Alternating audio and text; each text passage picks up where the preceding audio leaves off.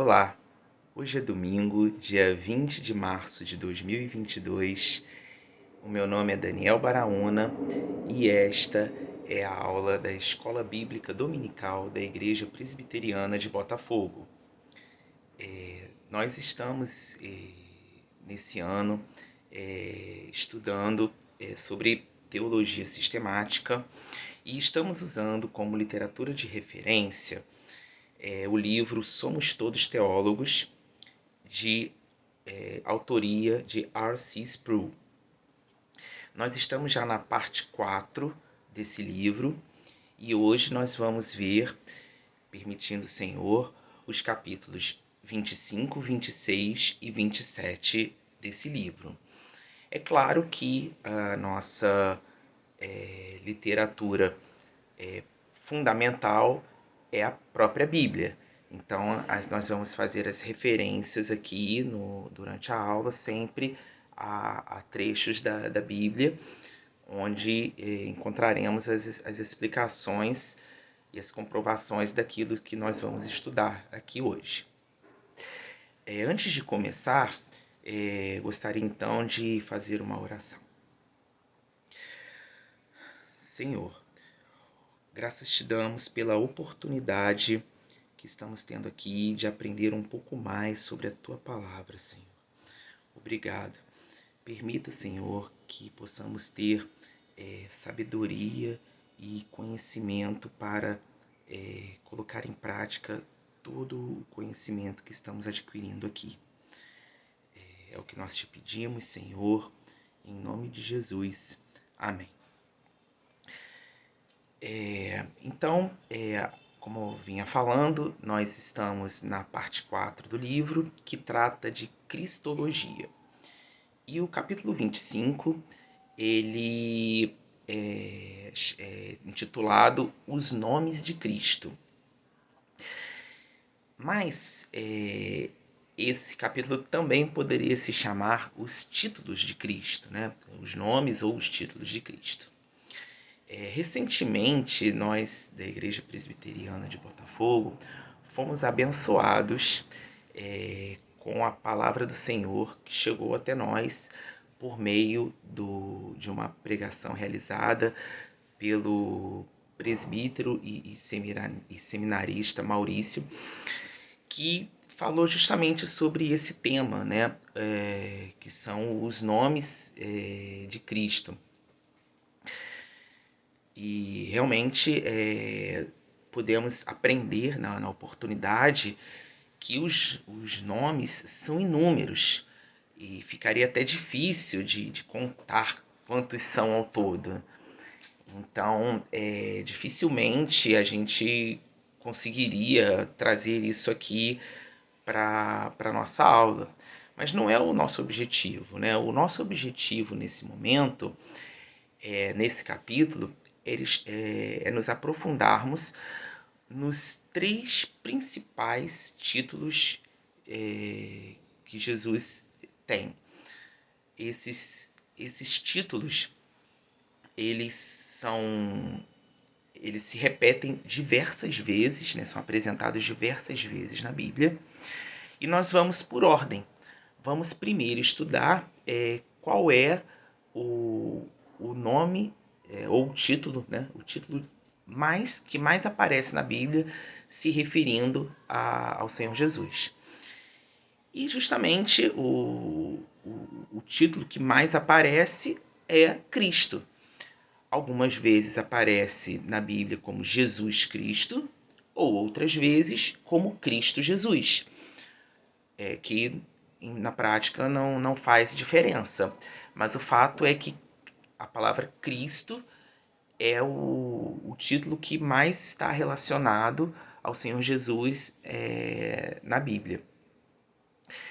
Mas, afinal de contas, o que significa a palavra Cristo, né? Cristo significa alguém que é ungido. Esse é o significado da palavra, né? E eu trouxe aqui para o versículo... Eu trouxe aqui o versículo número 11 do capítulo 2 do livro de Lucas, que fala o seguinte: é que hoje vos nasceu na cidade de Davi o Salvador, que é Cristo, o Senhor. Esse versículo ele é bastante popular, né? É bastante conhecido, ele é muito lembrado nos períodos de Natal, e ele retrata aqui, né, justamente essa questão de que da palavra Cristo estar associada ao Senhor Jesus. O versículo mostra que Jesus é realmente o Cristo, e isso é inquestionável. O segundo título que mais é associado ao Senhor Jesus é justamente Senhor. É interessante que a palavra Senhor, ela no grego, ela possui 3 significados distintos, tá? Sendo que o primeiro significado que a gente pode observar dessa palavra Senhor é uma forma de tratamento simples e educada, muito parecido com o que nós vemos aqui no português, né? Que nós também chamamos de senhor quando queremos fazer uma forma de tratamento, né, educada. Então é importante a gente perceber que algumas pessoas chamavam Jesus de Senhor num primeiro momento, né, apenas nesse sentido. Poderiam estar chamando apenas nesse sentido, apenas uma forma educada. Então, esse é um dos significados. Porém, o segundo significado que nós podemos destacar aqui para a palavra Senhor é proprietário de escravos. Esse significado ele aparece na Bíblia, utilizado pelo apóstolo Paulo para se referir também a Jesus. Por exemplo, na primeira carta de Paulo aos Coríntios, no capítulo 6, versículo 20, ele fala: porque fostes comprado por preço. O que isso significa? Significa que Cristo nos comprou por meio da expiação. Ou seja, nós somos sua propriedade, nós somos propriedade de Jesus. E então, esse significado da palavra Senhor, sendo como proprietário de escravos, também é pertinente, porque ele nos comprou, então nós pertencemos a ele. E o terceiro uso que pode ser utilizado para a palavra Senhor é o uso imperial. Esse uso ele era muito reivindicado pelo imperador César na época de Jesus. Ele era um imperador romano, né? E ele exigia que as pessoas o tratassem, o chamassem de senhor por esse motivo. E isso, na época, até causava um desconforto para os cristãos, porque os cristãos, desde aquela época, já entendiam que Jesus era o Senhor e não César. Entretanto, é bom a gente destacar, né, que também na primeira carta de Paulo aos Coríntios, no capítulo 12, versículo 3, é afirmado por Paulo o seguinte: ninguém pode dizer Senhor Jesus senão pelo Espírito Santo. Mas o que isso significa exatamente? Isso significa que ninguém pode chamar sinceramente Jesus de Senhor se não lhe foi dada a capacidade de fazer isso pelo Espírito Santo. Então, sabemos que existem pessoas que chamam Jesus de Senhor, né? Porém, essa capacidade não foi dada a eles pelo Espírito Santo. Então, essas pessoas, elas não estão chamando Jesus de Senhor de uma forma sincera, mas sim de uma forma falsa. Isso também é retratado na Bíblia. E finalmente nós chegamos ao terceiro título mais utilizado na Bíblia para se referir a Jesus. Esse terceiro título é Filho do Homem. É interessante que esse título ele é usado por Jesus para se referir a si mesmo. Então, diversas vezes o Senhor Jesus utilizou a expressão Filho do Homem quando ele queria referir a si mesmo. Essa expressão, Filho do Homem, ela é apresentada na Bíblia mais de 80 vezes.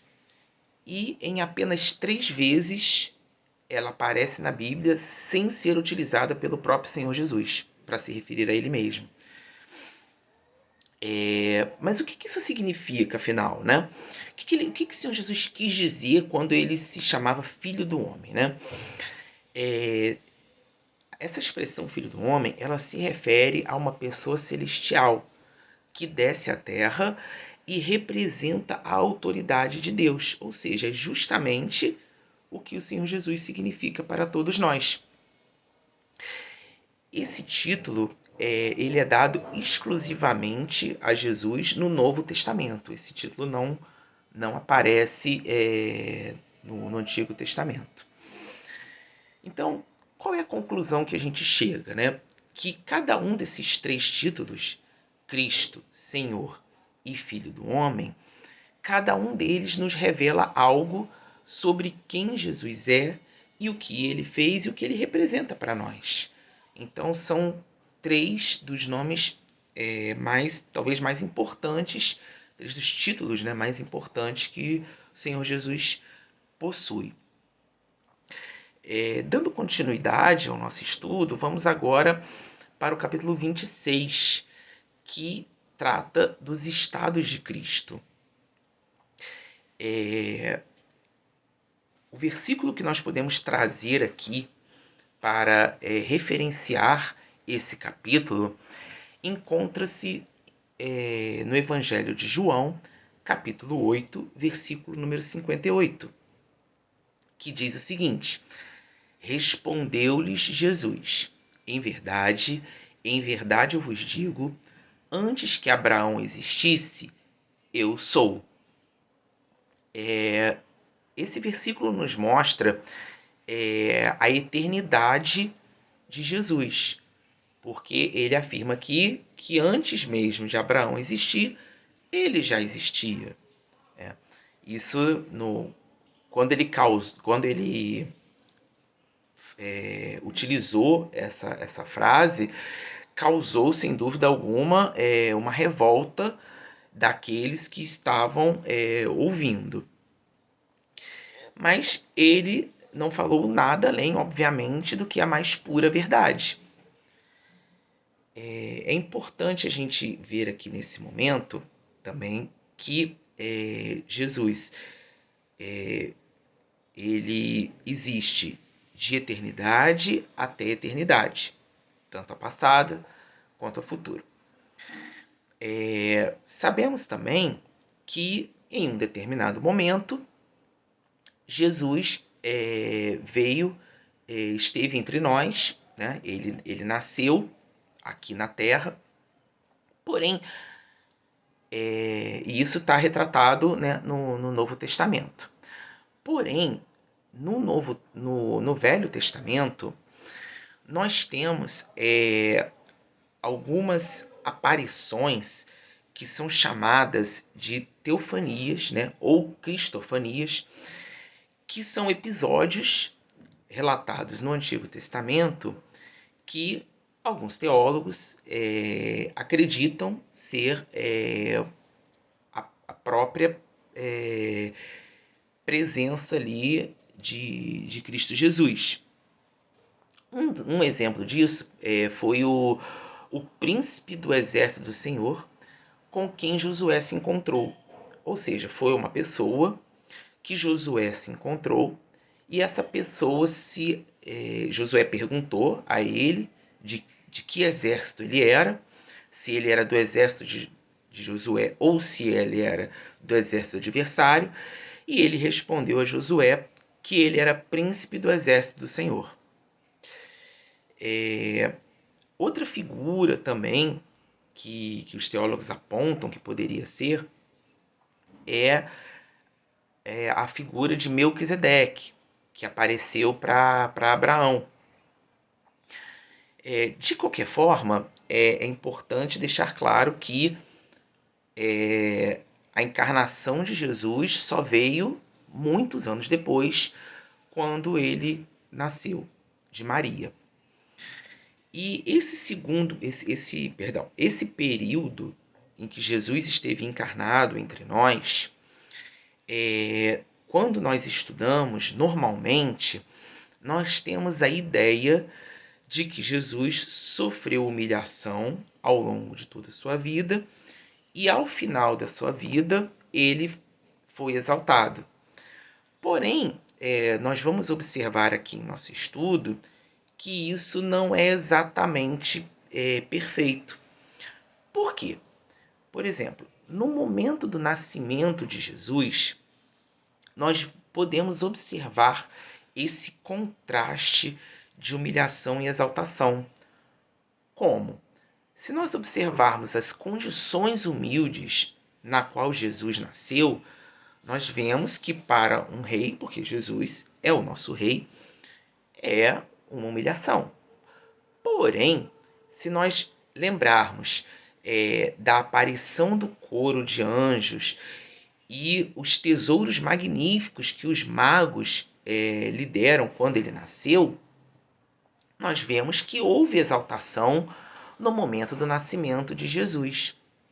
De igual forma, no momento que Jesus foi batizado, também tivemos essa dualidade. Por exemplo, nós sabemos que o batismo ele foi instituído para nós que somos pecadores. Porém, Jesus, que obviamente não é pecador, que nunca cometeu pecado algum, ele se colocou para ser batizado por João Batista. Ou seja, ele procedeu, né, por um rito que era destinado aos pecadores. Então, podemos ver que foi uma humilhação. Por outro lado, nós vemos que nesse mesmo momento, no batismo de Jesus, os céus se abriram e o Espírito Santo desceu sobre ele como pomba. Ou seja, foi ao mesmo tempo um momento de humilhação, mas também de exaltação. E de igual forma, a morte de Jesus também foi dessa forma. Porque sabemos que ele foi crucificado como bandido, ou seja, uma humilhação.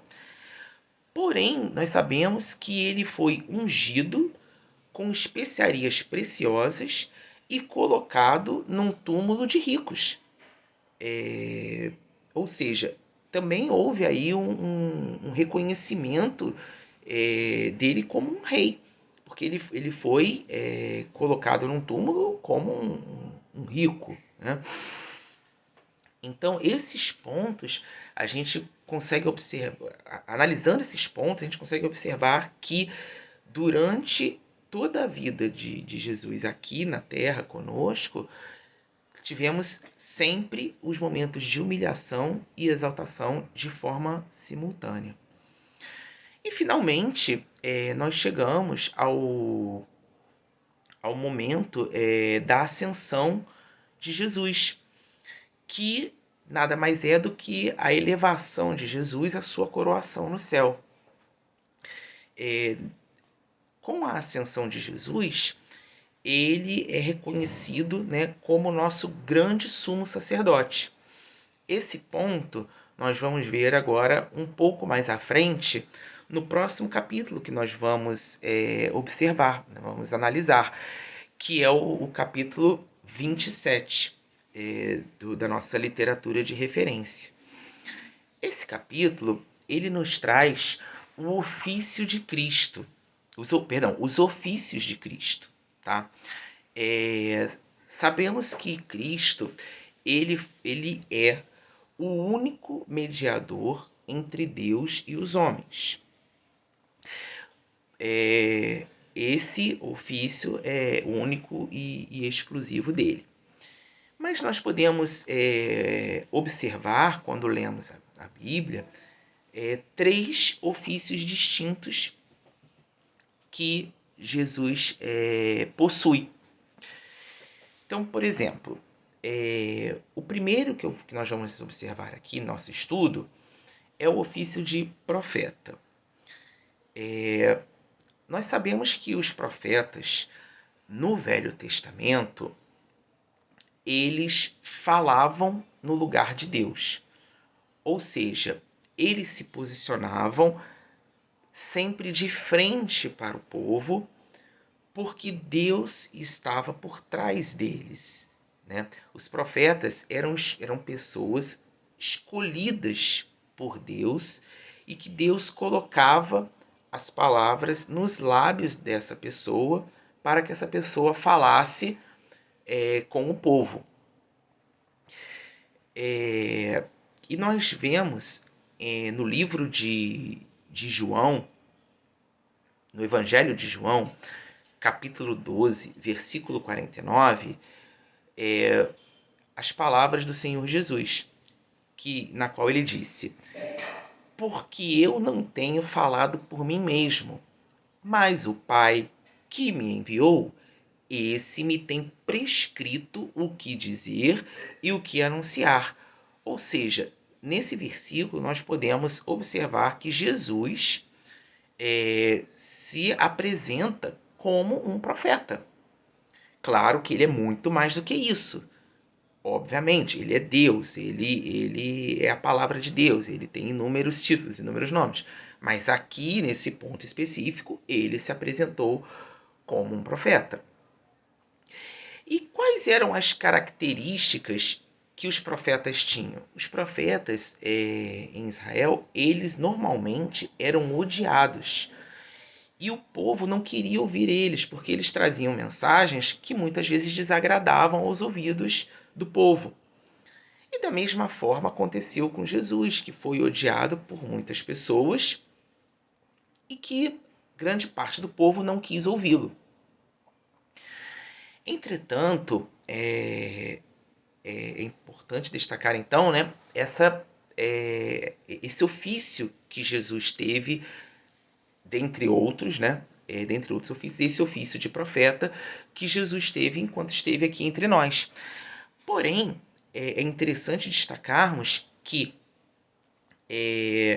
Jesus não era apenas o sujeito das profecias, ele também era o objeto das profecias, porque Jesus é a própria palavra de Deus. Então, nós podemos observar que ele é o profeta perfeito, que se apresentou dessa forma para todos nós.